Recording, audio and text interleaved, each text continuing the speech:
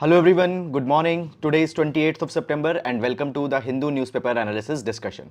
So guys, let's start with the today's session, and in the video we are going to discuss the entire analysis of the Hindu newspaper, all the articles, their background, the way forward, and the detailed discussion will be taken.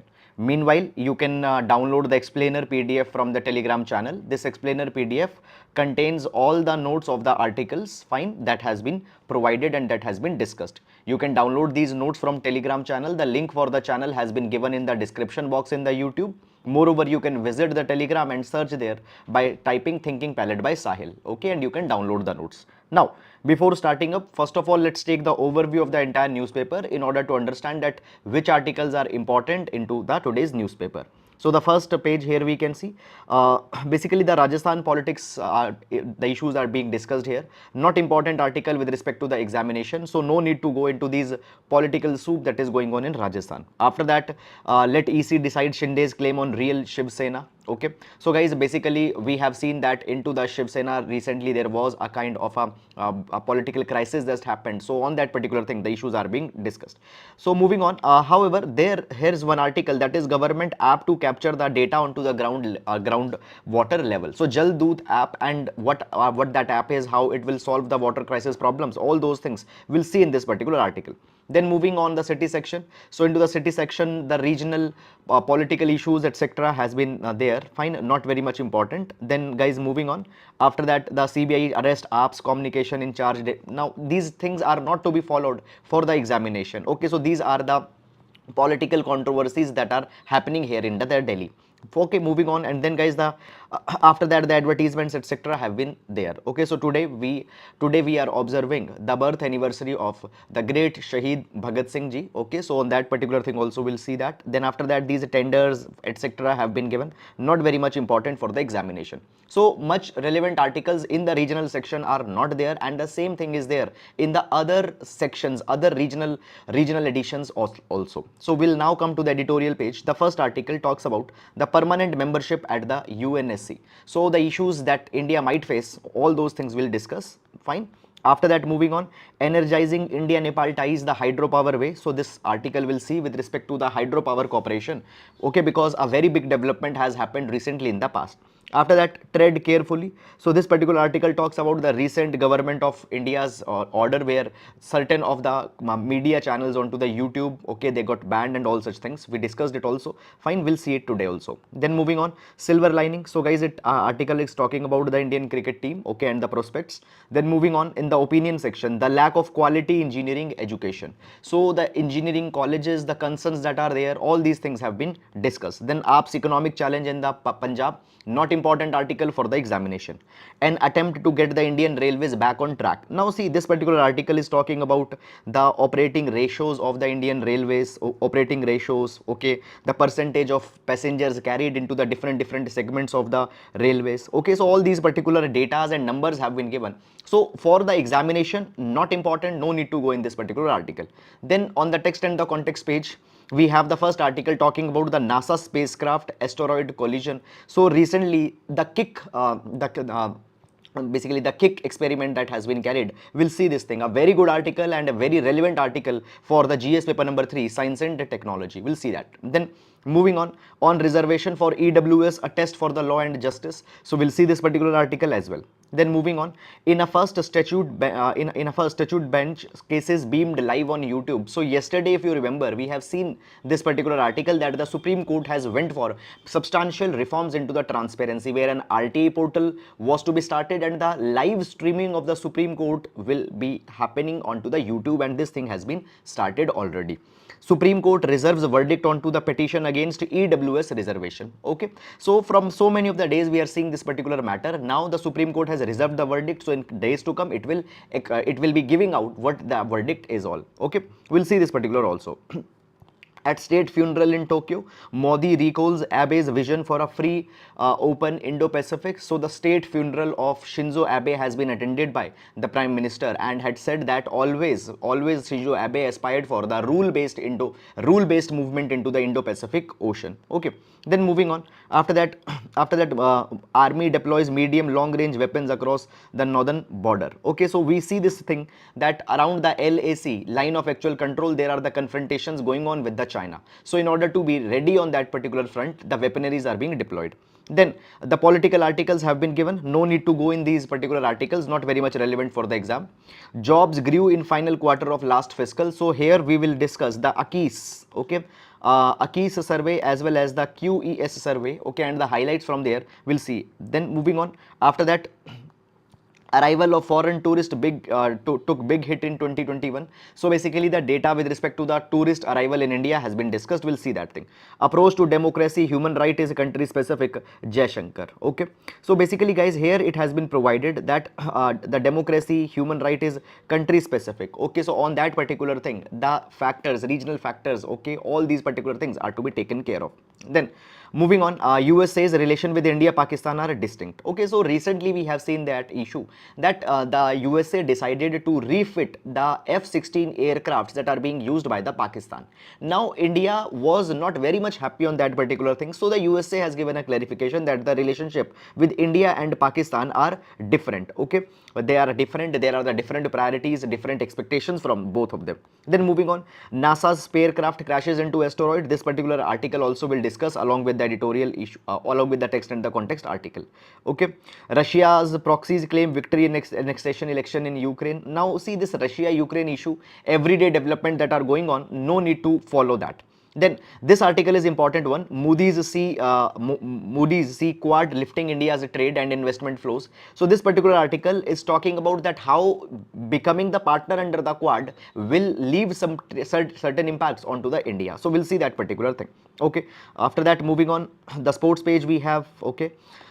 Okay, and now let's discuss all the relevant articles one by one in the detail. Okay. Now, starting up, so guys, in every class we start with taking the quotation from the we start with the GS quotation which can be used in one of your paper. So today it's the birth anniversary of the great Bhagat Singh, and therefore we'll be taking the quotation from the revolutionary leader, the Bhagat Singh. So Bhagat Singh says this thing that merciless criticism and independent thinking are the two necessary traits of revolutionary thinking. Merciless criticism and independent thinking are the two necessary traits of revolutionary thinking, and the successful democracy or whether the democracy is able to deliver on all the ideals or not, it depends on to this revolutionary thinking.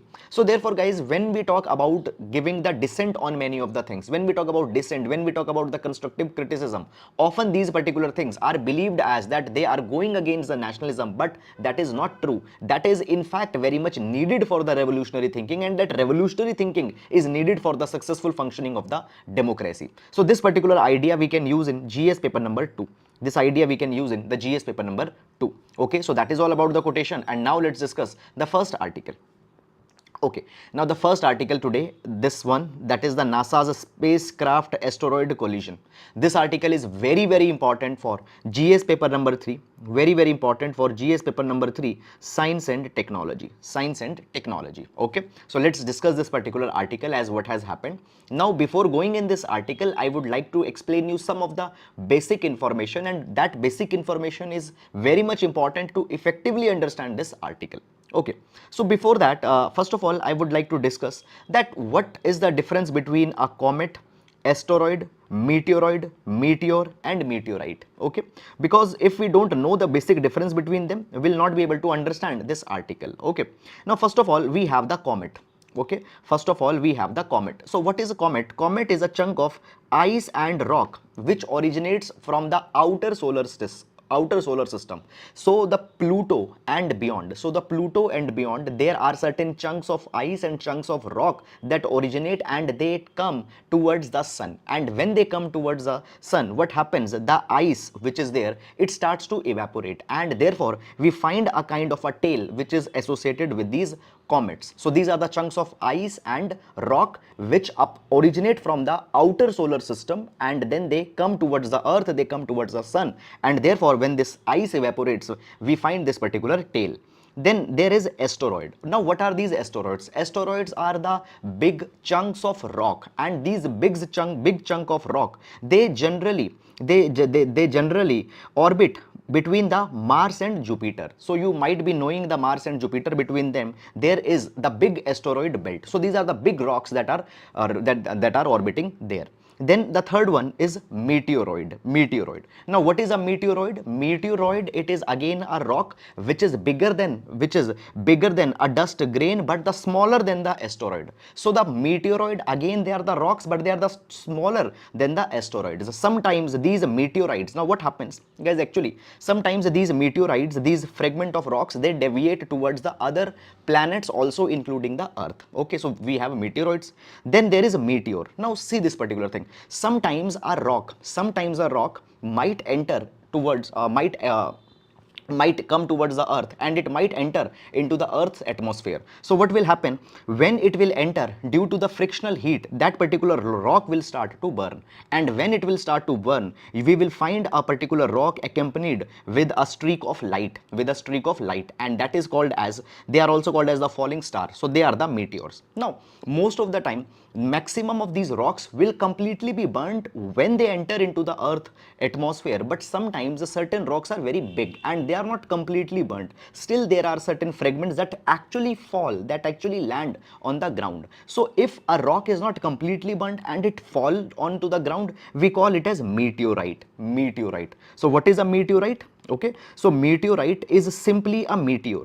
Meteorite is simply a meteor that doesn't burn up entirely, okay, and lands on the earth. Is it clear or not? So you can download this pictographic, you can download this infographic from the Telegram channel, and you can read it also after the class. So we have the comet, asteroid, meteoroid, meteor, and meteoroids. Okay, now recently what has happened?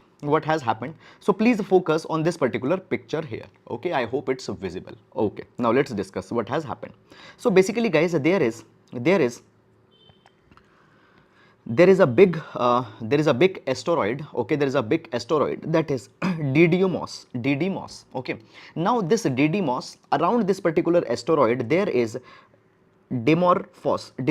Now this Dimorphos, it is a big chunk of rock that is orbiting around this Didymos, that is a big asteroid. Fine. Now recently what has happened, the NASA, it has carried an experimental probe. Now what is this experimental probe? So basically the DART. Now the DART, what it stands for? It stands for Double Asteroid Redirection Test. Now this DART mission was carried. What this DART mission did? This DART mission actually hit this Dimorphos. Okay, and as it hit this Dimorphos, what happened? The orbit of this Dimorphos got changed. So you can see the white one. Okay, white one, this was the original orbit, but as it made an impact, this orbit got changed to this new one, that is the orange one orbit that you can find within that. Now this particular experimental probe has been done, and as it has been kicked, as it has been pushed, it is called as the kick technique or the push technique. Now if you see, now guys, if you see the relative size of all these particular things that we have discussed, the Didymos, okay, the asteroid that is into the center, okay, it is very big, around 780 meter wide. Then Dimorphos, the asteroid, okay, or the small rock that was orbiting it, it was around 160 meter.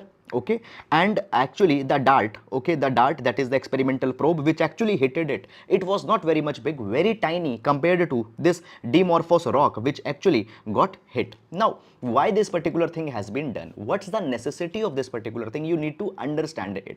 Okay, so what can happen in future? There might be some asteroid which might be coming towards the earth, and that asteroid might destroy the earth or might destroy some of the cities, some of the countries. So therefore we need to deflect them, and in order to deflect them we need to have some capabilities. So this recent test that has been conducted, it will test the capabilities of the NASA to deflect some kind of asteroid if in the future it comes towards the earth. Okay, so let's discuss this particular issue in little bit more detail. So what happened recently, that is the yesterday, September 27, the DART was tested. What is the DART? DART stands for Double Asteroid Redirection Test. Now this DART, okay, this it was a kind of a spacecraft which collided with the space rock. Now the name of the space rock was already we discussed, that is the Dimorphos, okay, which was around 160 meters wide. Now the NASA had confirmed this particular thing, that when we compare the size, the DART is very small compared to this Dimorphos rock, okay. It was just 600 kilometer equipment, okay, and it has hit the football size stadium Dimorphos, okay. Now the size is not very much big, but actually what happened, it crashed on that particular Dimorphos rock at a very high speed, nearly 23,760 kilometers per hour, and at that particular speed the momentum, it's adequate to slash the angular momentum of Dimorphos, okay. So here we can see, here you can see that originally, okay, just a minute, I'll erase that so you can see it more clearly. So fine, what we can find here, we can find that original orbit was this white one, okay, and as it striked it, okay, the angular momentum of this rock, that is the Dimorphos, got changed and it assumed a new orbit, okay. So therefore what will happen, its entire trajectory had got changed, and this thing has potential, to avoid some future potential impact of a asteroid, future impact of such kind of a rock towards the earth. Now the China is also experimenting on such a kind of a thing, and China is also will carry a test around 2026, and one asteroid which might cross the path towards the India, that is towards the earth, sorry, that is the PN1, okay. So PN1, 2020 PN1, this asteroid might come towards India, it will be deflected by 2026 by the China. Now one thing I want to tell you to put all these particular issues into the perspective. Now see this thing, around 66 million years ago, an asteroid which was 10 to 15 kilometers in the size, it struck the earth, and what happened by that particular impact, the tsunamis, volcanic eruption, okay, dust clouds were formed, and that particular thing, basically that particular thing decimated the dinosaurs. The dinosaurs got extinct, and nearly 75% of all the species got extinct by that one single attack. And if it has happened in the past, there is a possibility that such kind of impact might be there in the future as well. So therefore, in order to get ready, therefore in order to make sure that such kind of a things don't repeat again, the capabilities are being developed in this particular direction, okay. So that is the thing.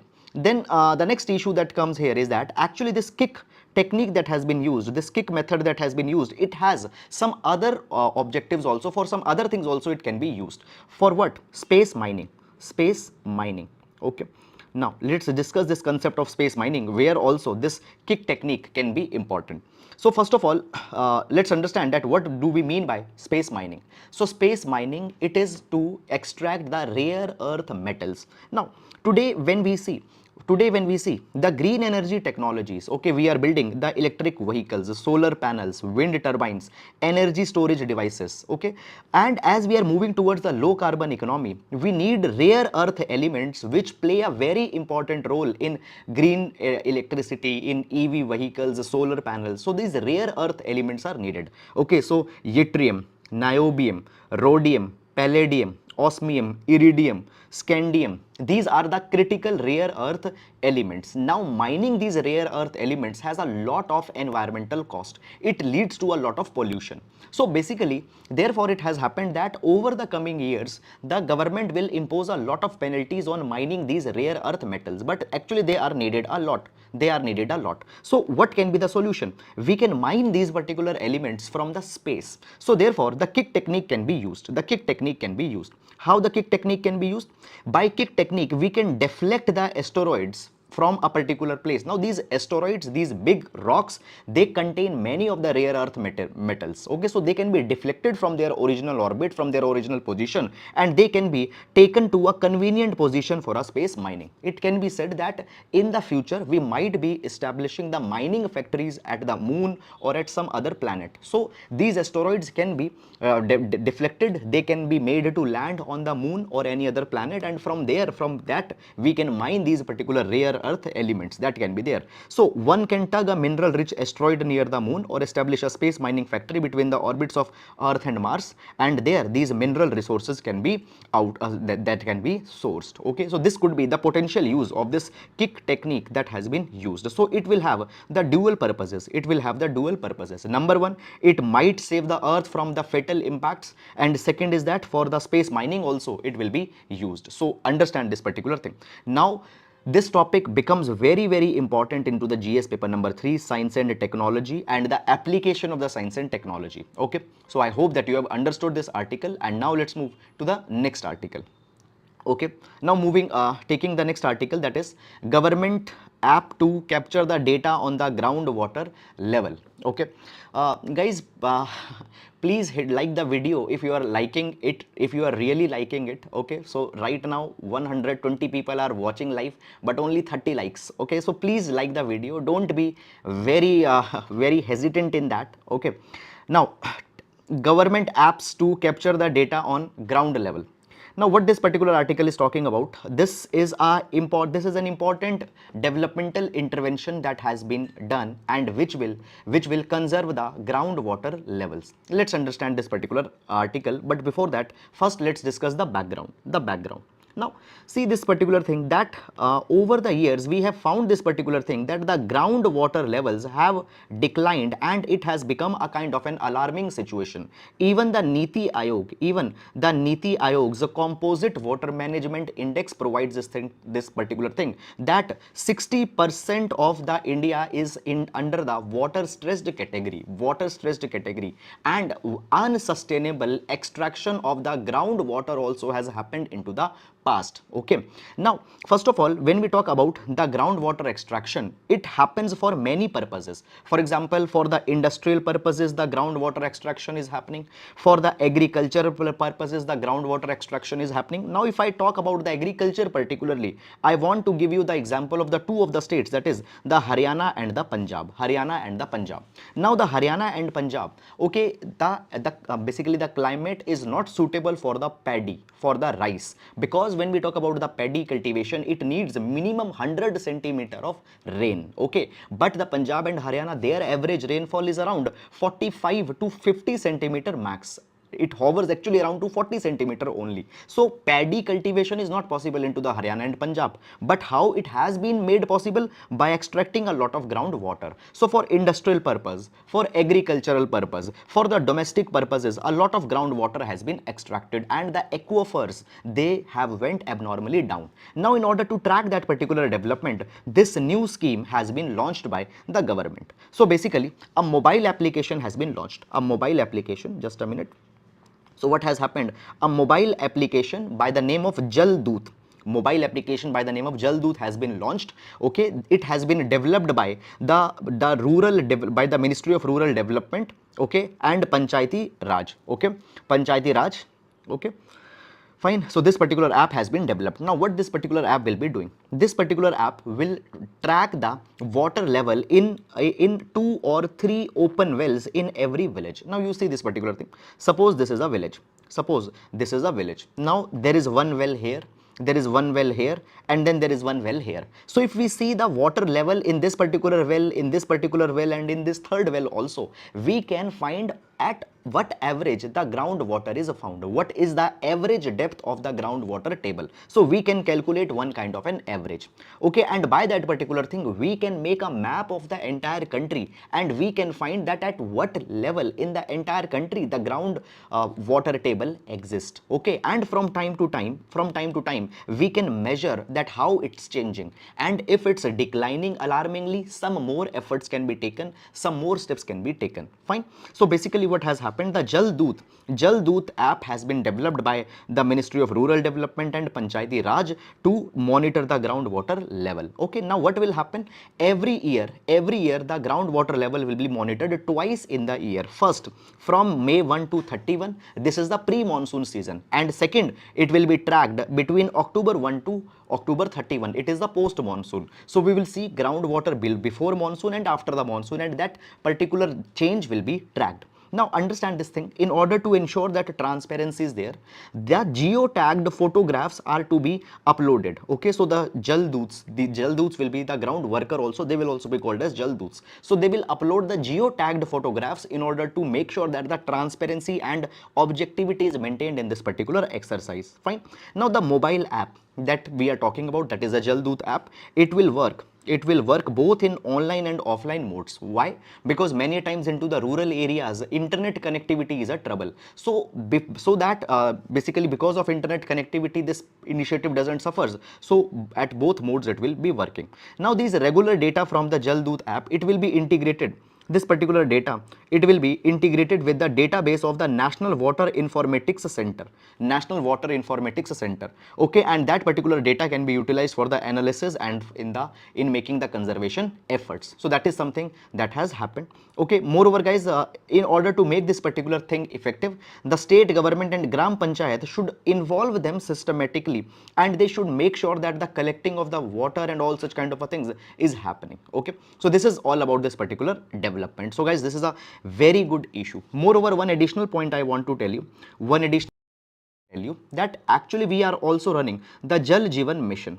We are running the Jal Jeevan mission. What is this Jal Jeevan mission? That is, it will aim to provide by 2024 functional household tap connection. Up to even today, if we see large number of households in both rural India as well as urban India, they don't have the piped water connectivity. So in order to provide the functional household tap connection to every household by 2024, Jal Jeevan mission is there. Is it clear or not? So the water conservation efforts are needed in order to provide the water availability, and in the water conservation efforts, this Jal Doot app that has now been announced will also be helping. Okay, so this is guys all about this particular article and all this particular development. Now let's move to the next article. Now, jobs grew in final quarter of last fiscal, manufacturing is largest contributor survey. Now this article is really very important article. It contains the static dimension, which is very important for the prelims examination. Then along with that static dimension, there is also the contemporary findings with respect to the employment and unemployment trends in India. Again, a very good article. Now this particular article is going to be important in GS paper number 3, sectors of Indian economy. GS paper number 3, sectors of Indian economy. Okay, moreover, with respect to the prelims also, with respect to the preliminary test, there can be a high application of this particular article. Now first of all guys, let's discuss some of the basic information. Now see, this entire information, that is the AKIS, the sectors, its surveys, and within the AKIS, the QES and the AFES, all these things have been provided to you in this particular note. So please make sure that at least for this article, either you download this synoptic note or you note it down in somewhere in your current affairs notes. Now let's discuss first of all the background. Okay, so the background is something like this, that actually okay, so from time to time government tracks the employment rates in India. Moreover, government also tracks that in which sector the employment is being created. For example, what's the employment in manufacturing sector, in the education sector, in transportation sector, in trade, okay, in services. So all this particular thing is tracked by government from time to time, and for that particular thing government needs to conduct certain surveys. And here we have one of the survey, that is the All India Quarterly Establishment Based Employment Survey. In short form, it's called as AKIS. Okay, again I'll repeat, it stands for the All India Quarterly Establishment Based Employment Survey, or AKIS. Fine. Now understand, this particular AKIS survey, it's taken up by the Labor Bureau. Which provides the quarterly updates about the employment and related variables. So every quarter it tells the information that which sector of Indian economy is providing what amount of employment. So under this AKIS survey, there are the 9 sectors which are tracked. What are these 9 sectors? Let's see them one by one. So these 9 sectors are: number 1, manufacturing sector. After that, the second is the construction sector, trade, transport, education, health, accommodation and restaurants, IT, BPO, business process outsourcing, and the financial service activities. So these 9 services are tracked and the employment is seen. Okay, now these sectors all together account for a majority of the total employment into the non-farm establishments. Now one more concept I want to tell you. So the employment in the farm establishments are there and the non-farm activities are there. Now the farm activities are the activities of agriculture. The farm activities are the activities of agriculture. Then outside the agriculture, whatever jobs are there, we call it as the non-farm sector. So the AKIS survey, what it tracks the non-farm sectors in these 9 kind of activities. Okay, so please always keep it in your mind for the sake of the prelims examination that the AKIS survey, for example, a statement might come that it tracks the employment in farm as well as non-farm sector. So you need to keep it in mind. Okay, now actually under this AKIS there are the 2 sub components that are there. Fine. So under the AKIS there are the 2 sub components or sub surveys that are actually carried. Number 1 is QES, quarterly employment survey, and the second one is AFES, that is the area framework establishment survey. Now what does they mean? First of all, quarterly establishment survey, it will provide the employment estimates for the establishment employing 10 or more workers. Okay, now guys, when we talk about the establishments, okay, there can be organized establishments and then there can be unorganized establishments. Organized establishments are those which have less than 10 people, okay, which have less than 10 people, and the sorry, just a minute. The unorganized establishments are those which have less than 10 people, okay, and organized establishments are those which have more than 10 people. Okay, so actually the quarterly employment survey that we are discussing, it tracks the organized sector which employs more than 10 people. Okay, however, what about the organizations which are employing less than 10 people, that is the unorganized establishments? For that we have this second one, that is the area framework establishment survey. So it covers the unorganized segment where less than 10 workers are working, so it sees the employment in that. Now recently what has happened, what this present article is all about. So guys, presently the quarterly, just I'll highlight presently what has happened for the month of January March 2022, the quarterly employment survey QES has been announced. Okay, so this QES has been announced. So I think that now you are able to make sense of this particular article. Is it clear or not? Now you see this particular thing, that if we don't know that first of all there is AKIS, within the AKIS there are 2, that is the QES as well as there is AFES, and out of these 2, this present survey is about the QES, that is for the organized sector. Is it clear or not? Now let's see what the present article contains. So the present findings, they have been provided into the article. So what's the present finding? First of all, the 4th round, that is the January March 2022 of the quarterly employment survey has been carried. Okay, of the quarterly employment survey has been carried, and it is a part of the All India Quarterly Establishment Based Employment Survey AKIS.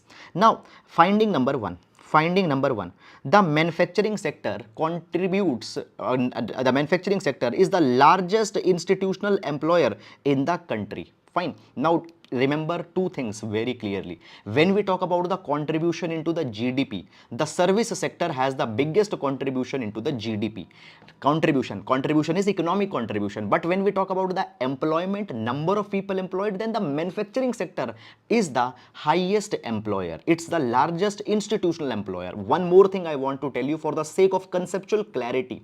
This is about the non-farm sector. Agriculture sector is out of that. If you include the agriculture sector also, the agriculture sector will be the biggest employer, but in the non-farm category, what is the biggest employer? The manufacturing sector. Around 38.5% workers in India are employed by the manufacturing sector. Then the second finding. So the second finding, it provides this thing that actually the sectors, that is the education, manufacturing, trade and financial services, they together account for 84% of total estimated units. So the total estimated non-farm units, out of that 84% units are the education, manufacturing, trade and financial services. And if we talk about the manufacturing sector, I already told you it hires 38.5% people.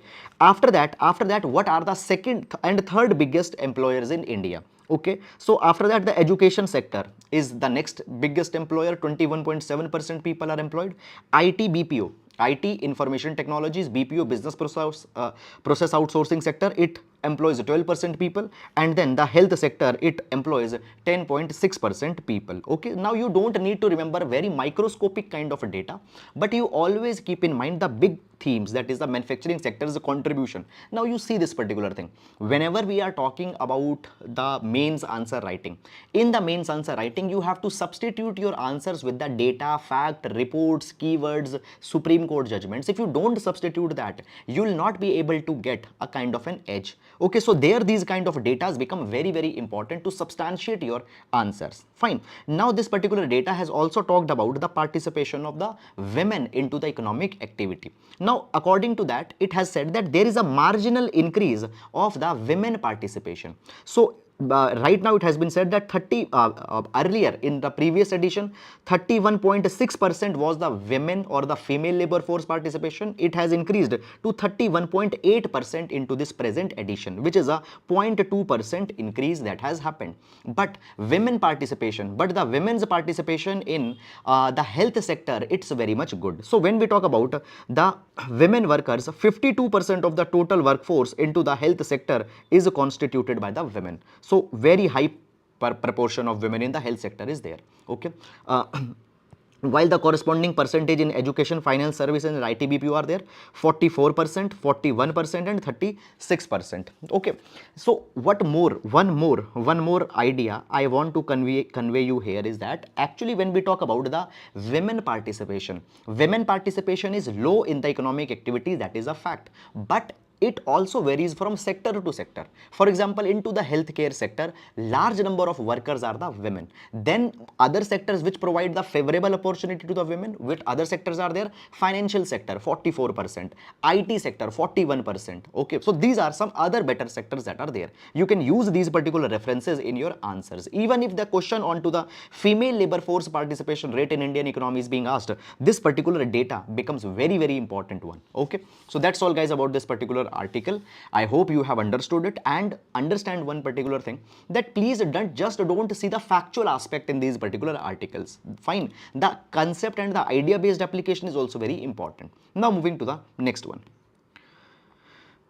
Okay, so this is the article that we have taken from again the newspaper, and this article is giving some very good insights. First of all, let's read the heading of the new article and then we'll see what are the main ideas that have been conveyed. So the article reads, Moody's, okay, sees Quad lifting India's trade investment flows. Okay, so Moody's, it is a credit rating agency. It is a credit rating agency and it gives the economic estimates of the economies including India also. The economic estimates are given by the Moody's. Okay, so it is a very prestigious and a good reputed credit rating agency. So this particular article will see with respect to GS paper number 2. Fine, issues of geoeconomics.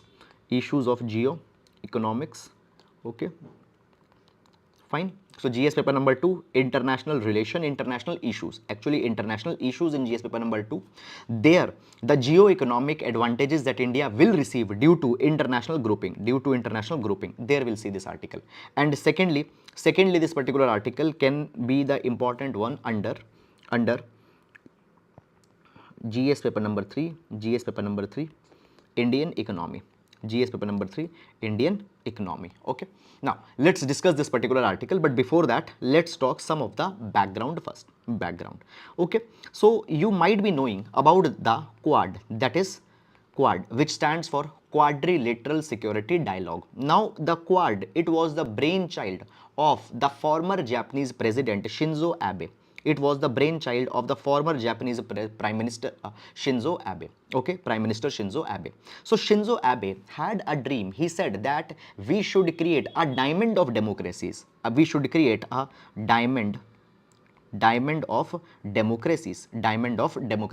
And in this diamond of democracies, the 4 countries were envisaged. What are these 4 countries? India, US, Japan and Australia.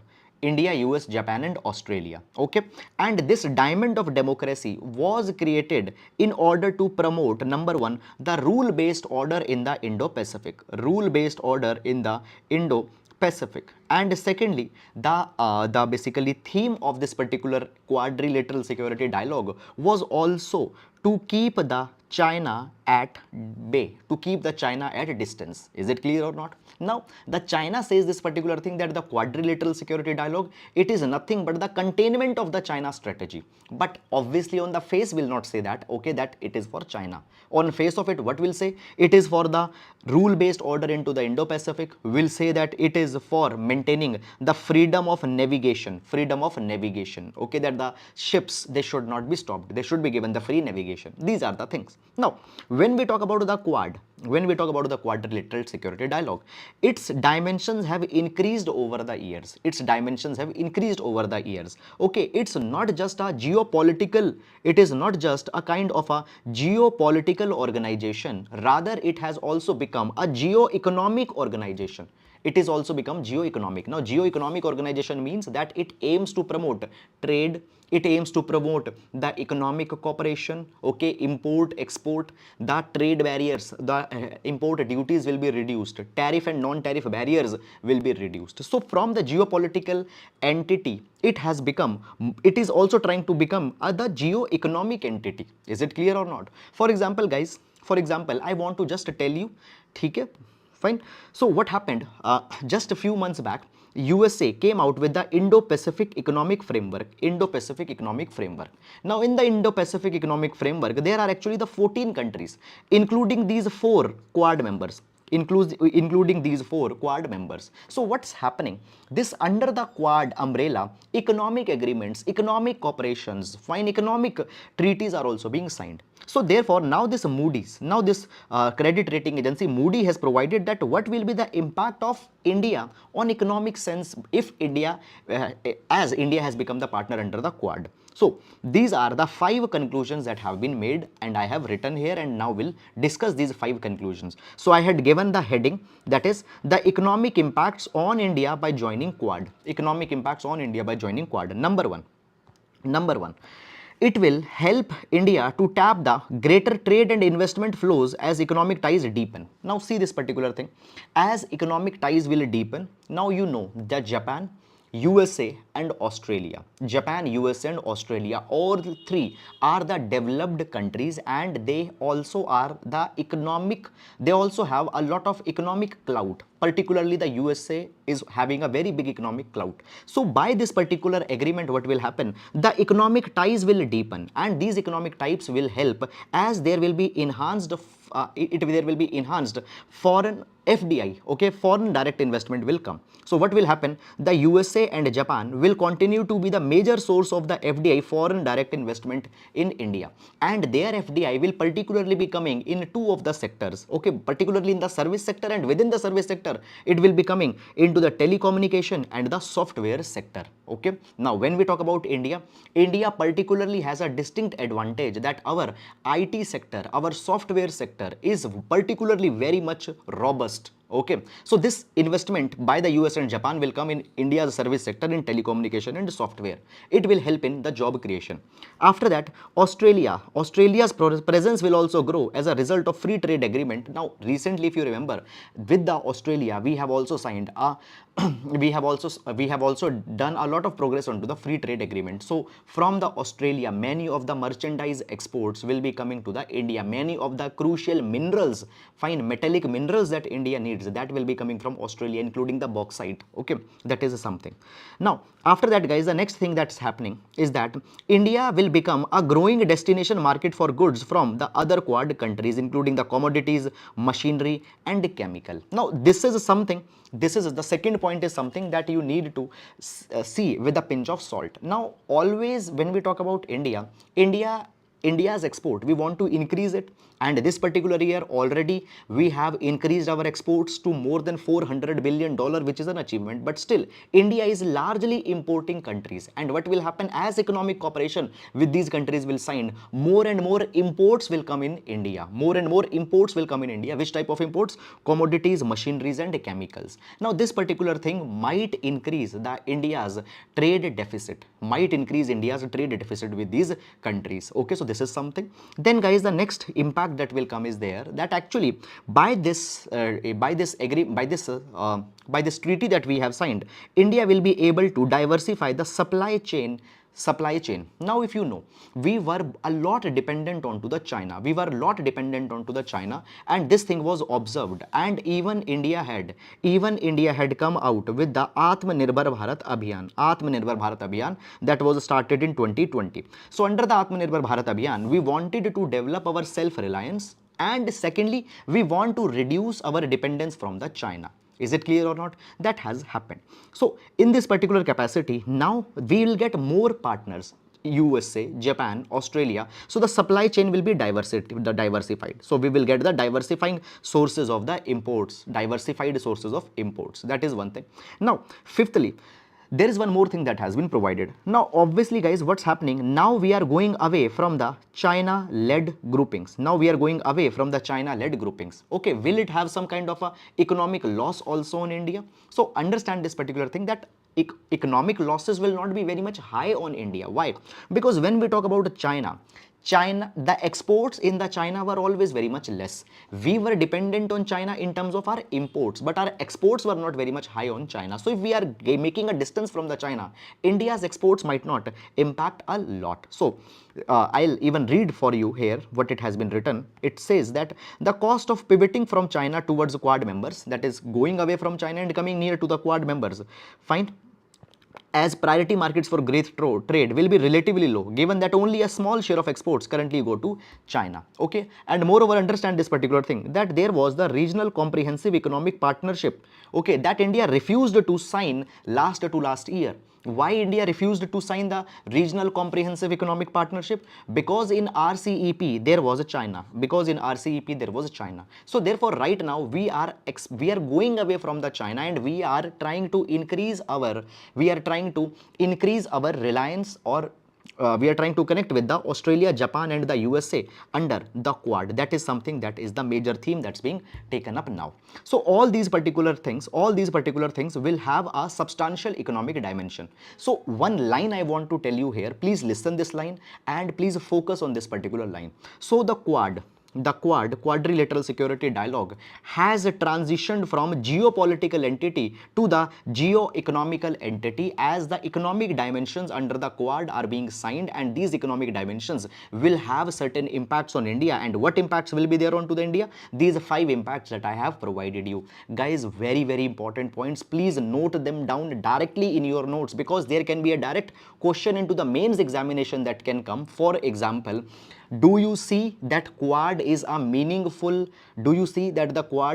meaningful association for India, or what economic impacts the Quad will leave on India? That is something. Now moving to the next article.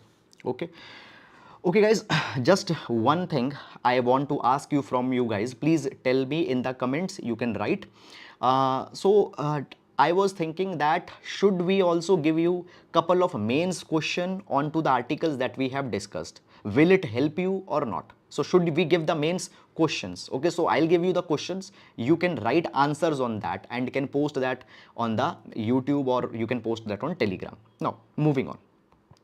Permanent membership of UNSC is another story. Permanent membership of the UNSC is another story. Now, what this particular article is talking about? This article is talking about the UNSC reforms that India has talked into the past few days. Okay, so this article will be important in GS paper number 2,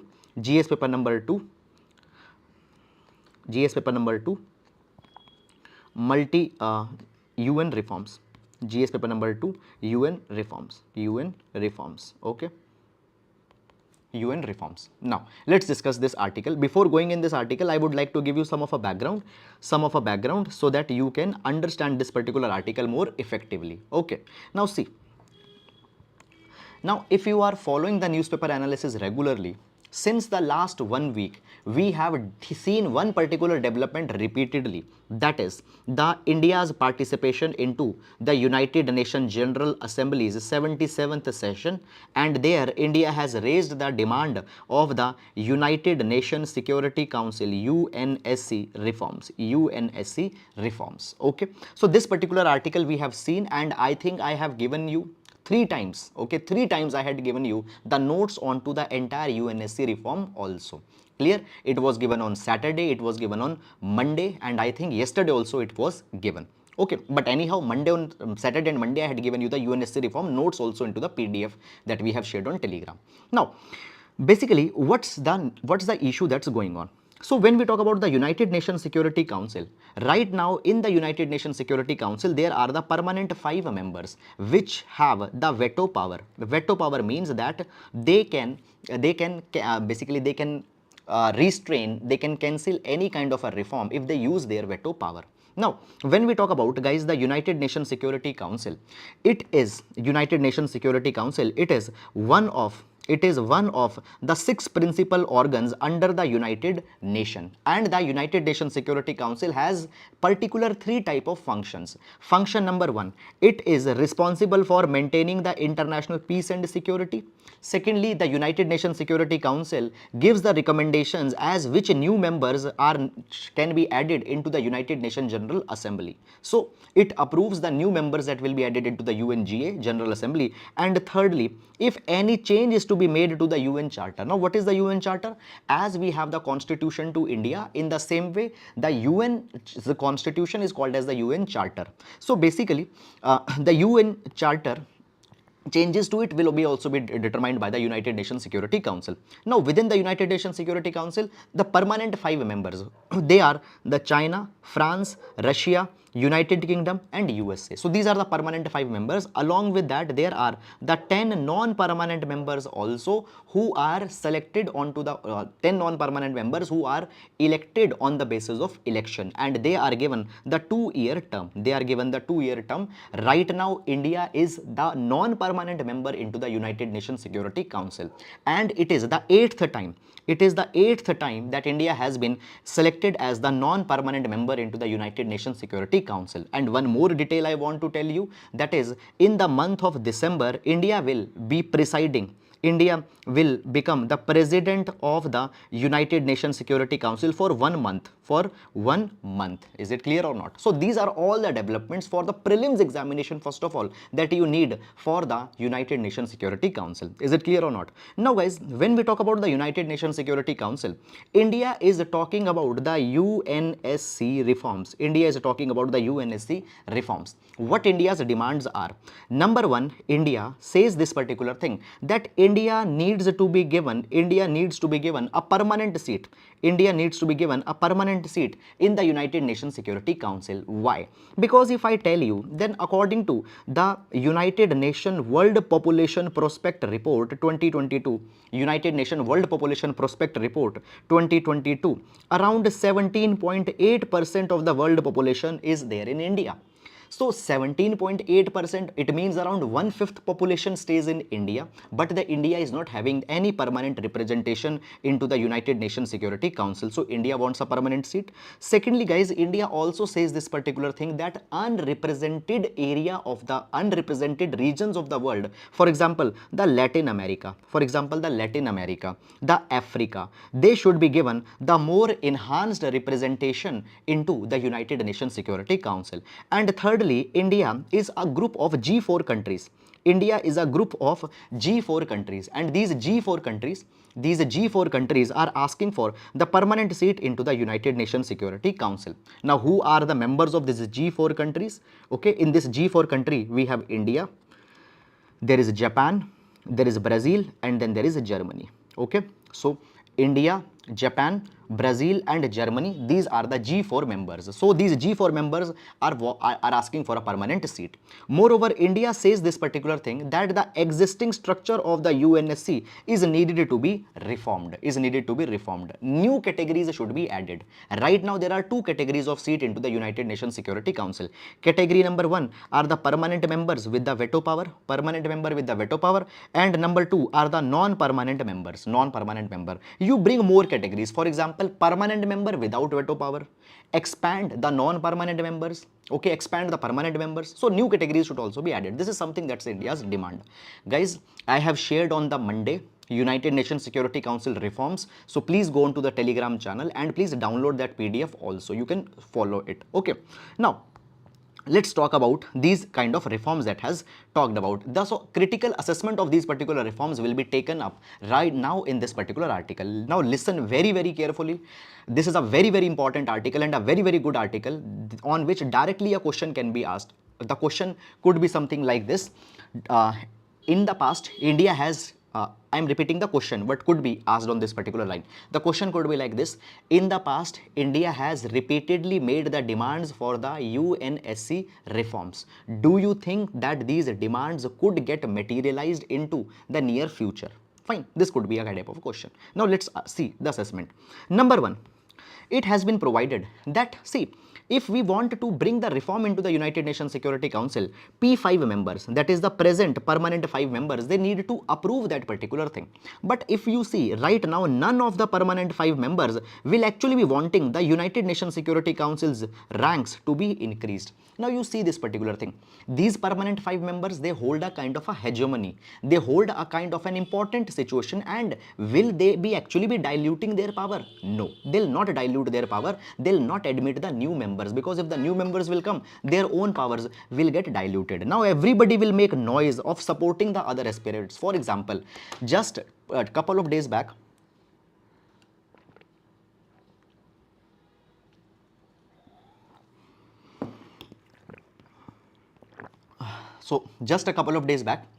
USA had said this particular thing, that we support the India's permanent seat into the United Nations Security Council. USA had supported India, but actually nobody will be diluting their stake.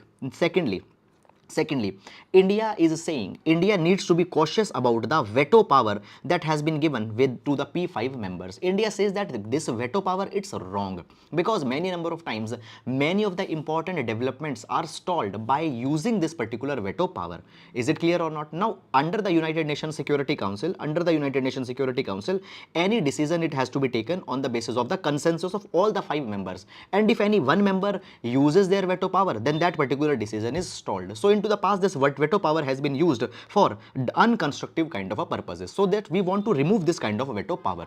Now India needs to be cautious, because actually Russia has bailed out India, Russia has helped out India on many of number of times by using their veto power when the proposals against India were floated into the UNSC. For example, guys, when the Bangladesh Liberation War of 1971 was fought, in the Bangladesh Liberation War, India has played an important role, okay, and at that point of a time in the UNSC, a resolution was moved against the India into the UNSC. At that point of a time, Russia used the veto for the India, and it helped India. Then guys, on to the matters of Kashmir also. Now the Kashmir matter also has been raised into the UNSC many number of times, and there also Russia has used the veto power of its in the favor of India. So the veto power by Russia has helped India. Now understand, it is provided that the Kashmir issue might come again in the United Nations Security Council in some time into the future, and at that point of a time, we cannot expect the Britain or America that they will be coming for help. But Russia is a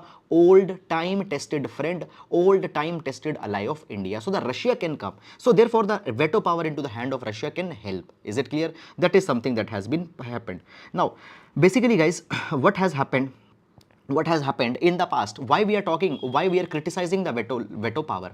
It's because of the fact that actually China has repeatedly blocked the India's request to include the Pakistani terrorist into the sanction list. So basically India had provided that some of the terrorists, they should be declared as the international terrorist and the sanction should be imposed. China had blocked that particular effort, so therefore we are against the veto power.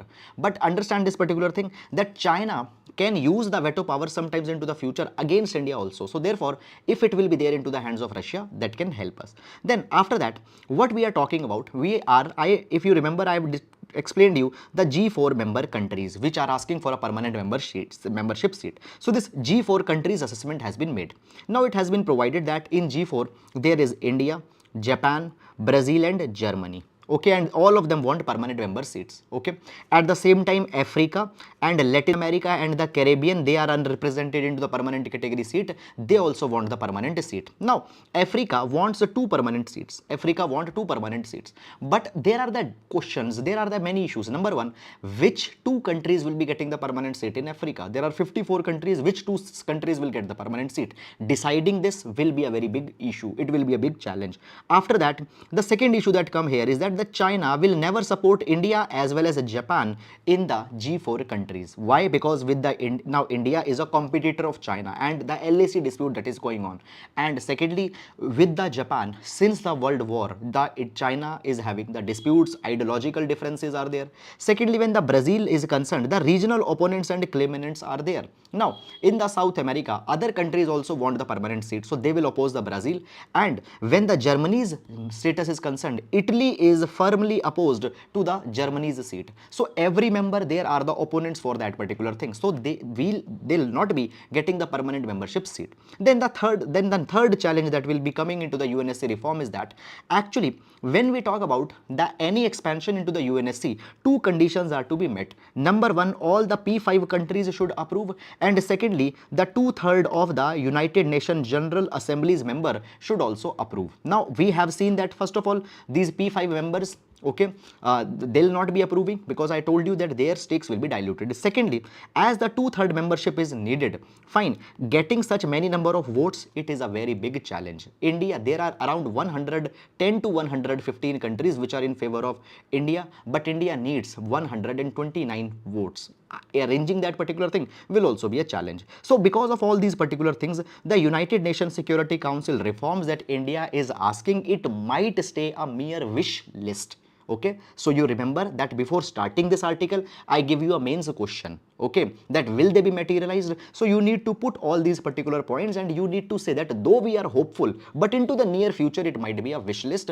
In the long term, it might get materialized. So you have to be optimistic. You have to be optimistic. You will not say that no, never it will happen. But at the same time, you need to be realist also. So what's the demand in such kind of a question? The demand is the optimism with realistic assessment. These are the core themes that should be used. That's all about this article, and now we'll move to the next article. Energizing India-Nepal ties the hydropower way. So this particular article is very important article with respect to the GS paper number 2, international relation, within the international relation, India-Nepal relation. Moreover, when we talk about India, within India's foreign policy, a core pillar of India's foreign policy is the neighborhood first policy of India. And under this neighborhood first policy, the Nepal is a major player. So that dimension we'll see in this particular article. Okay, now let's start with that. Okay, so first of all, recently there has been a important breakthrough that's signed between the India and Nepal. So what has happened? Recently, the Investment Board Nepal, it has signed a memorandum of understanding MOU with the National Hydroelectric Power Corporation, that is the NHPC. Now, what is this particular MOU all about? Under this particular MOU, India will develop the hydropower projects on two of the rivers in the Nepal. What are these rivers? Two rivers, that is the West Seti River and the Seti River. Okay, I'll erase it so that you can see it more clearly. So two rivers will be developed, that is the West Seti River and the Seti River. Okay, and by developing these two rivers, the hydroelectricity up to 1200 megawatt will be developed. Now if you want, I have given you the map also. So this is the map of Nepal, and we have the West Seti River, and then we have the Seti River. Is it clear? So West Seti River,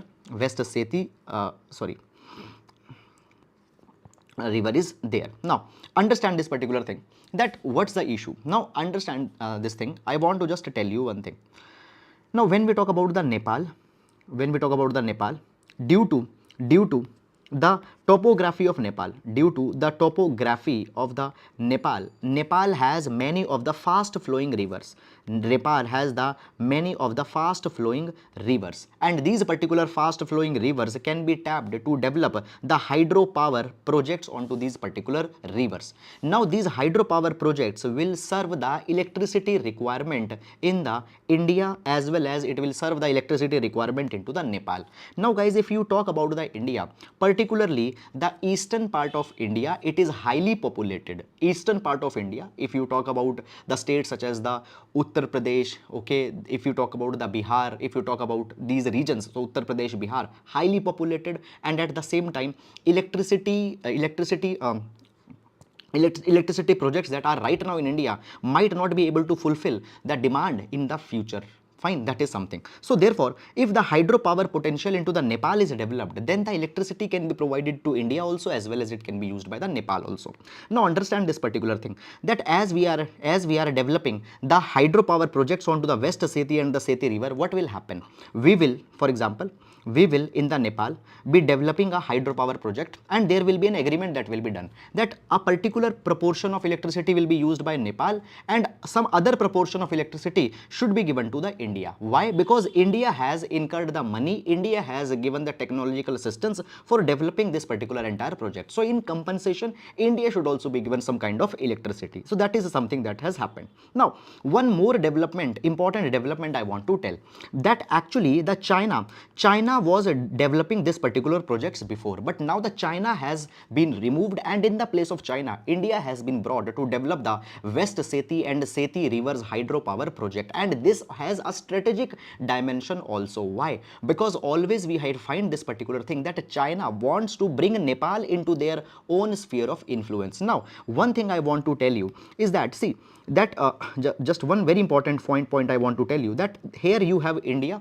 then here we have the Tibet part of China, we have Tibet and we have China. Now when we talk about the China and India, Nepal happens to be a buffer zone. And if this Nepal will go into the favor of China, this buffer zone will be lost by India. So therefore India always wants that the Nepal should be in line with the India's interest. And now in this particular West Seti river development project, as China has been removed, it will help India. Nepal will come more towards the India. So it is having a very important strategic dimension. Moreover, it will leverage the future hydropower cooperation also. Now guys, already India is having the many of the agreements onto the hydropower with the Nepal on some kind of another rivers also. Now in this particular capacity, already there is a Mahakali treaty that is there with the Nepal. Please remember them. Mahakali treaty, Upper Karnali project treaty is there between India and Nepal, and then the Arun treaty, the treaty onto the Arun river, is also for the Nepal. Now keep one particular thing, that whenever you are talking about the India-Nepal, we say that India-Nepal shares a roti-beti ka rishta, roti-beti relation, the relation of roti-beti. Roti means that actually many number of people of Nepal are coming in India for economic opportunities. So roti relation, and beti means a large number of matrimonial alliance, a large number of matrimonial relations, matrimonial ties that are there between the people of India and Nepal, particularly the Terai region of Nepal. There many number of people are marrying with the in the India. So the roti and beti relation is there with the Nepal. Now this relation of roti and beti needs to be elevated to strategic and hydropower cooperation, and in that the Mahakali treaty, Upper Karnali project, and the Arun river project, and along with the Seti project is going to play a very important role. Okay, now understand this particular thing, that the cross border exchanges will increase, hydropower potential will benefit both the India and Nepal. Now when we talk about the Nepal's electricity export towards the India will increase by this particular thing. Fine, we will develop the project, then the electricity that will be developed there will import that particular electricity from Nepal. So Nepal's exports to India will increase. Though hydropower potential, if fully harnessed, Nepal can generate the revenue of 310 billion rupees by 2030. Okay, 1069 billion billion unit of electricity per year will be exported to India by 2045. So it will help in Nepal. Now, in the start, I have told you that India runs the neighborhood first policy, and as a part of India's neighborhood first policy, we always help our neighbors without expecting anything in return, and that was the spirit under the Gujarat doctrine also. Okay, so we help the neighbors without expecting anything in return. So obviously economic advantages will flow to the Nepal by this particular treaty. Okay, at the same time, guys, when we talk about India, India has a lot of deficit into the coal based thermal power plants into the recent years. Right now India's demand of electricity is going up, and at the same time, if you remember, I have told you, I think many number of times, that in 2021 India participated into the COP26, Conference of Parties 26, where we have said that by 2070 India will adopt the carbon neutrality, and in order to get that carbon neutrality, obviously we want to get the electricity from non-coal sources, and there the hydropower becomes a very important one. So therefore India will also be getting benefit out of this particular project. Fine. So government has been compelled to arrange supplies through, right now we are doing the coal imports. That particular thing is not good. Fine. And hydropower can address, the SETI project can address the power deficits of India. Okay, but there are certain more steps that are needed, in this particular direction. Let's discuss. Number one, basically there are the cost of this particular project has increased to $2.04 billion. Now I told you that earlier China was developing this particular project, but now the China has been removed and the Nepal has been admitted. But the China has been removed and India has been admitted. The project cost of this entire project has increased. Now this particular thing is needed to be taken care of. Okay, after that, the next issue that comes here is that electricity rates and supply from India is inadequate to meet the rising demands. Okay, Nepal is concerned that electricity rates is inadequate. Now I told you this particular thing, that the majority of the electricity from Nepal will be exported to India. Now what is the price at which India is taking that electricity? Nepal says that it is inadequate. Is it clear or not? Fine. So therefore MOU has been signed, has always revised the percentage share of energy that Nepal will receive free of cost from generation projects to 21.9% from the earlier 10%. Now what it means in very simple words. Now see, if you remember, I told you that when this hydropower project is being developed, okay, some electricity will be given to Nepal, some electricity will be given to India. Now Nepal says this particular thing, that some electricity that is being given to the India, for that particular electricity, the price that Nepal will receive, that is inadequate. Number one. Number two, the proportion of electricity that should go to Nepal out of this project, that should be more, so that the Nepal's electricity requirements can be completely be fulfilled. Now India has agreed to both the things. Number one, the exports, okay, the electricity that India will be importing, okay, for that thing Nepal will be compensated. Moreover, more electricity will be given to Nepal out of this particular project. So earlier 10% and now 21.9% will be given. This is very good thing that has happened. Thirdly, this particular project should be extended to another countries also. Now here it has been provided, that there is Bangladesh, Bhutan, India, Nepal framework, BBIN framework. So under the Bangladesh, Bhutan, India, Nepal framework, this the cooperation with other countries should also be taken up. Now for example, when we talk about the Nepal, Bhutan and Northeast India, if we connect all these particular countries, there is a lot of electricity potential into the Nepal, Bhutan and Northeast. If all these particular regions can be connected, then what can happen? A very robust cross-border, cross-border energy market can be created and it can be operationalized. It will be a win-win situation for the entire region. So rather than going for cooperation with the Nepal, we need to bring the Bhutan as well into the matrix. also explore the Northeast India's electricity capabilities in this particular matrix. So this is, guys, the entire issues that have been carried. Now, I have made a lot effort that in the best possible time we can discuss the entire dimensions of the India-Nepal relation with the hydropower dimension at the center. So guys, this was a very important article, and if needed, rewind it and watch it again also. Very important article for the examination.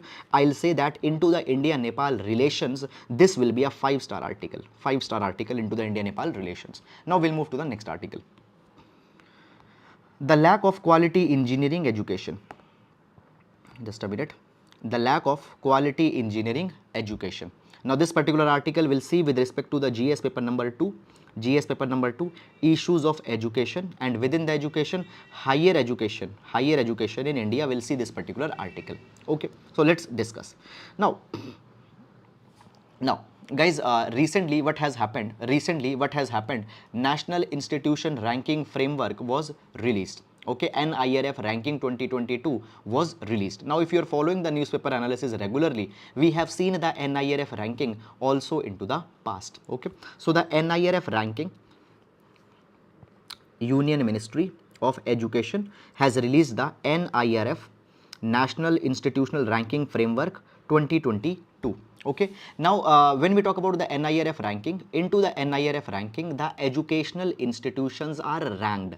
So the idea is to instill a kind of a competitive spirit. Okay, so guys, when we talk about the NIRF ranking, there basically there was the overall category where all the higher institutions were ranked. Then there are the subject or the domain specific criterias also. For example, university ranking, college ranking, research institution ranking, engineering institution ranking, management institution ranking, ranking of medical institutions, pharmacy institutions, dental, law, architecture. All these under the specific categories the institutions were ranked, and then there was the overall category. Is it clear? So that was the NIRF ranking that was signed. Just a minute.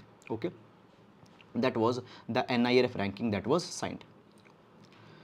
Okay, so if you want, just a minute, if you want, I can show you the ranking also that has been there.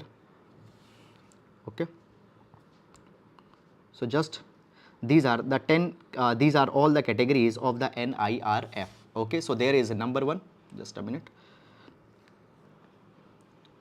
Yes, so there is the overall category, then there are the universities, colleges, research institution, then there is engineering, management, pharmacy, medical, dental, law and architecture. Is it clear? So all these institutions have been ranked. All these institutions have been ranked into the NIRF. Okay, 2022 rank was there. Now one thing I want to tell you here is that, guys, one thing I want to tell you here is that you don't need to go and see the specific ranking. Okay, that which institution got which rank. That's not something very important for the exam. Okay, just a minute.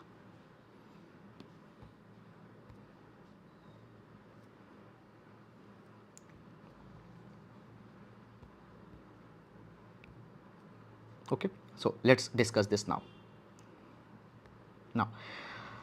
So here what have happened, it has been provided that when the institutions are being ranked, okay, sorry for the disturbance that came, so it has been said that the institutions that are being ranked in this particular thing, it has been said that okay, when the top institutions are there, it's good. When the top institutions are there, it's good. For example, the best institution in the country, its score was 90%, that is good.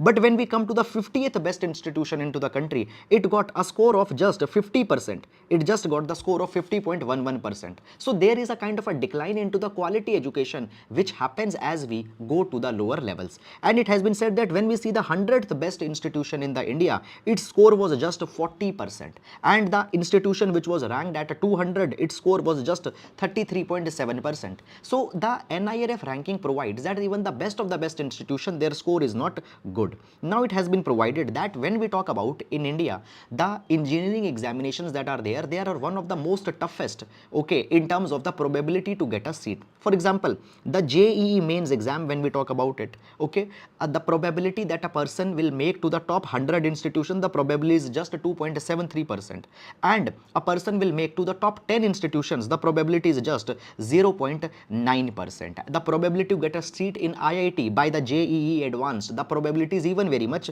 less. So here it has been said that the students are doing so much of the hard work to get the seat into the engineering college. Okay, the probabilities are so much less, but even the best of the best engineering institutions, they are not having very good score. Their performance is not very much good. It has been provided that when we talk about the engineering college placement, the news agencies, they are saying that the graduates are getting the job worth lakhs of rupees, this many lakh package, this many lakh package. But you see that these packages are being given into the MNCs which are based into the USA. But if you see the packages that are being offered, they are not very much good. They are just the decent. They are just decent with respect to the standards of USA. They are just decent with respect to the standard of USA. Moreover, the take-home salaries are actually very much less, which is mentioned into the headlines. Okay, so it has been said that okay, even into the placement, these engineering institutions are not providing a much benefit. So therefore, it has been provided.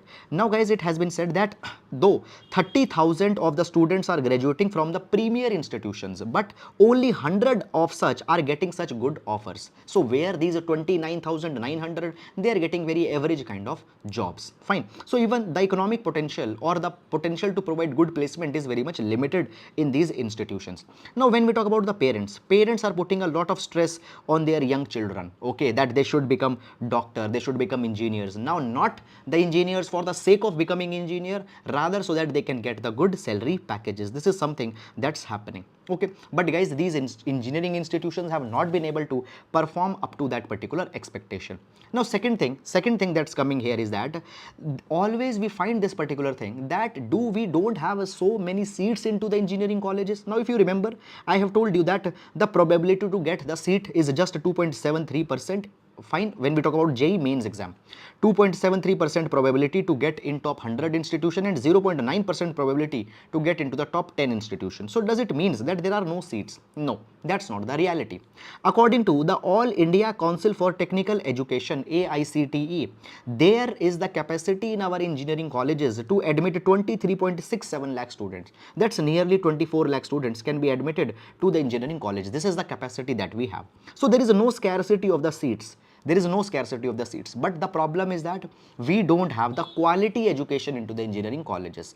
Only top 100 colleges, they have good teaching, they have good research capabilities, but others, they don't have good capabilities. So point is that we don't have less number of seats, but we don't have the seats at affordable cost. We don't have the quality education. So it's being provided that rather than focusing on few colleges, we need to focus on the existing colleges. Their quality is to be improved, affordable cost needs to be ensured, and it needs to be provided that the colleges are needed to be connected with the market relevant skills that are needed. So this is a reform that is needed into the engineering institutions. Okay, so this is, guys, an article with respect to the higher education that can be utilized. So that's all about this article, and now we'll move to the next article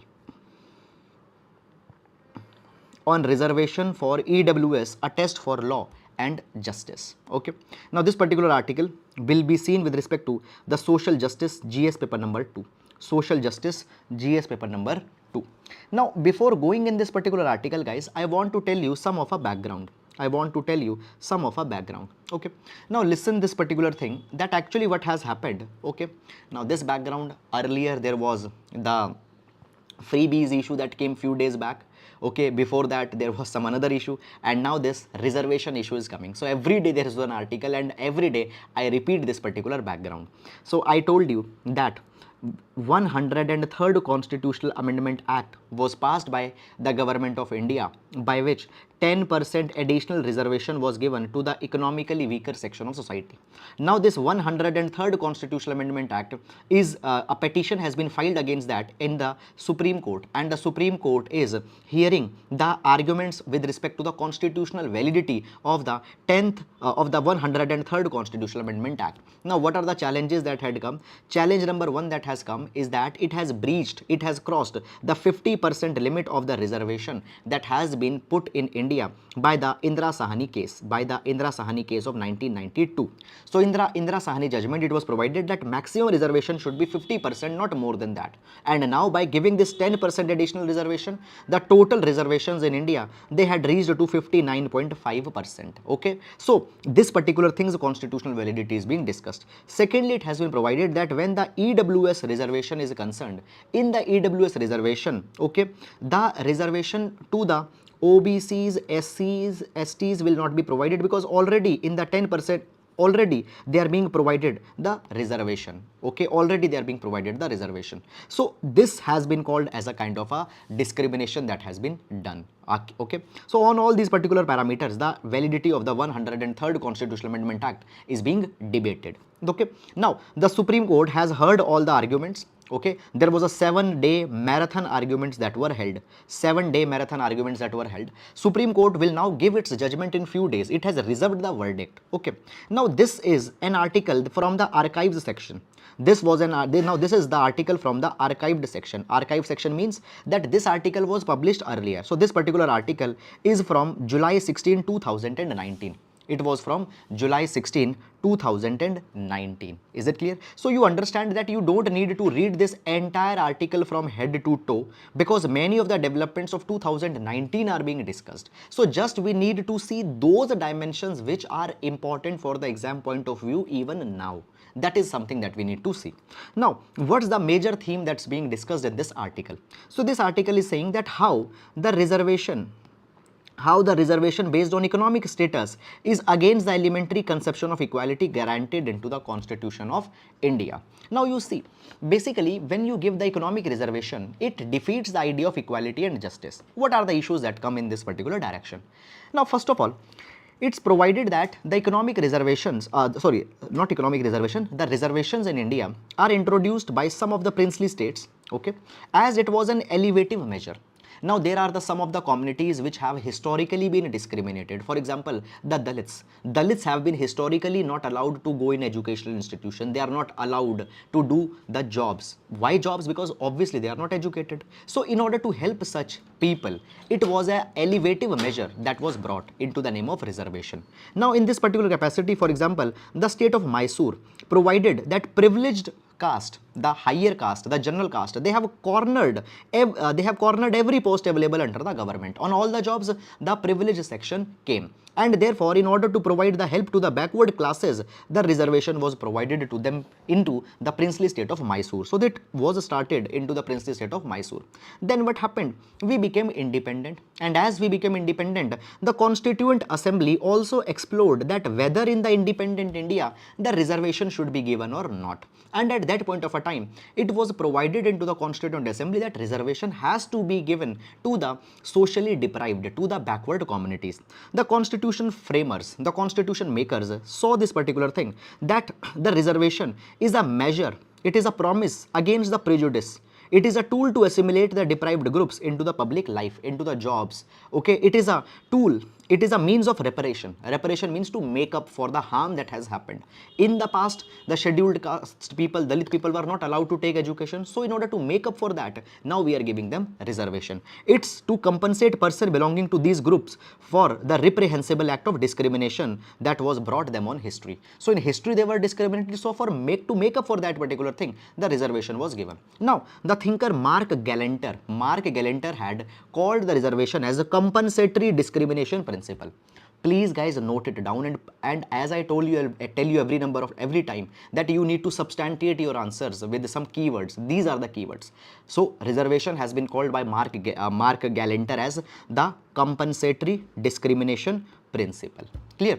So therefore the reservation came. Now guys, understand this particular thing. What the idea is all about? Idea is all about that reservation were not the poverty alleviation scheme. Reservation are not for the poverty eradication. For that, government is running many other number of schemes. Reservation is to provide justice to the deprived section of society who were always backward, with whom the injustices were done. Okay, and now what has happened, when the 10% reservation on economically weaker section have been provided, it is just to alleviate their poverty. So that principle is getting defeated. Now further, it has been provided that by providing a more proportionate distribution of share in the administration. The program of reservation, it was believed that the caste-based domination of the jobs will be reduced. Now, understand this particular thing. It has been provided that over the years, a domination, a hegemony of the upper caste has been built into the public jobs. That will be broken down. Now you see, it has been provided that actually many a times, even when the backward class people are educated, they are not being provided the opportunity because of domination by the upper caste. So to break that domination, the Adivasis, Dalits were given the reservation. Is it clear or not? So therefore it has been provided that the pure basically economic backwardness will not make much of a sense in this particular thing. Is it clear or not? So here it has been provided that by reservation, the greatest share to the historically disadvantaged groups are being given. Moreover, it has been provided that, see, backwardness will not be addressed. Okay, but by this particular thing, what will happen? Basically caste domination will be reduced. Fine. So the rationale, the logic of reservation was to remove the discrimination onto the basis of caste and not to provide an economic mobility. But now for the economic mobility, when the reservation is being given, that defeats the entire principle. Clear? This is one thing that's being given. So guys, a very good idea has been given here, and I hope that you are appreciating this also. So that's all about this one, and now we'll move to the next article. Arrival of foreign tourists took big hit in 2021, data shows. Now just we'll see this particular data if it can be used in the answers, but no need to go too much in deep. Okay guys, it is actually a wisdom. You should be able to understand that which articles you need to go too much in deep and which articles are just to be read in periphery. So this is just the data that has been given. Now according to the basically recently what has happened, the India Tourism Statistics 2022 report has been published. So India Tourism Statistics 2022 report has been published, and this particular report provided that because of the COVID-19 pandemic, the foreign tourist arrival in India got reduced. So foreign tourist arrival in India dipped by 44.5% in 2021. Obviously lockdown were there, restrictions were there. So therefore basically these restrictions got reduced. Okay, now moving on to the next one. It was provided that actually in 2020 there were 2.74 million foreign tourists that visited India, but in 2021 just 1.52 million tourists visited India. Now you see, the lockdown got imposed after the March, but for the first 3 months tourists came in large numbers, and when towards the second half the lockdown got eased, then also the tourists came. But in 2021 many less number of tourists came in India. So in 2021 the top 15 countries from where the tourists came, it includes the US, UK, Bangladesh, Canada, Nepal, Afghanistan, Australia. These nations account for nearly 81% of the foreign tourist arrivals in India. Okay, this is something that has been provided. Majority of the tourists have come from the air travel. Okay, India's national departing from the country has also increased in 2021. So understand that foreign tourists did not came in 2021, but Indians departing, it has increased. Okay, fine. So these are the numbers. In 2021, 8.55 million tourists departed from India. Clear? Now you see this thing, you don't need to go too much into the detail in this particular article, not need to go too much into the detail, just on the periphery you can see this particular article and just the India Tourism Statistics 2021, this reference you can remember. So the COVID-19 pandemic has a big impact on the tourism sector in India, as the number of tourists coming to India, it got declined. Now if you'll appreciate, yesterday we have seen an article where the Dharamshala Declaration was discussed, and the Dharamshala Declaration gave the entire makeup of the tourism sector in India. So I'll highly advise that along with this article, go and see the yesterday's, that is the 27th September analysis, where Dharamshala Declaration was discussed. Okay, Dharamshala Declaration was discussed. Fine, very good article. Now moving to the next one. Okay, tread carefully.